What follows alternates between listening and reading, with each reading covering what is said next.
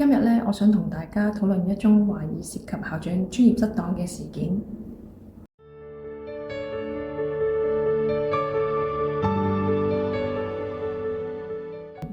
喺上星期啦，香港某中學嘅校長咧係帶領新加坡研學團嘅期間咧，懷疑因為泊車嘅問題，被拍攝到用粗言穢語辱罵當地嘅女保安員。呢條影片咧喺網絡度被廣泛流傳，校董會即時就決定將校長即時停職啦。教育局亦都要求校方要詳細交代事件嘅經過。呢次事件之所以引起公眾嘅關注，係因為以粗言辱語鬧人嘅係一位校長。首先啦，以身作則係教師嘅基本要求。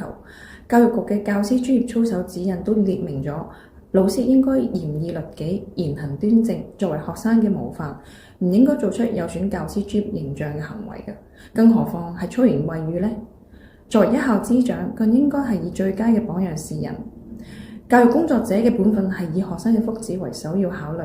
喺公眾場合如此失控呢，不但未能立德樹人，反而向學生親身示範咗一個極其錯誤處理衝突嘅方式。呢件事件呢，發生喺國際交流嘅場合，過程完全被公開傳播，對香港教師專業嘅形象損害尤其嚴重。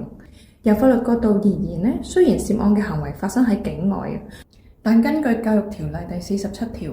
教育局常任秘書長如果認為教師嘅行為係足以構成專業上嘅失當行為啦，或者不利於維持學校嘅良好秩序同埋紀律嘅話呢，係可以採取紀律行動，最嚴重嘅係可以取消呢名教師嘅註冊㗎。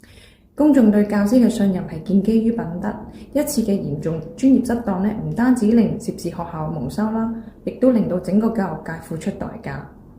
老師同埋校長呢，違反咗專業操守，除咗會面臨教育局嘅紀律處分之外呢，更會動搖社會大眾對教育專業嘅根本信心。呢件案件呢，提醒大家，專業操守呢係教師嘅基本底線，無論你身在邊一度，以身作則都係必須堅守嘅核心價值㗎。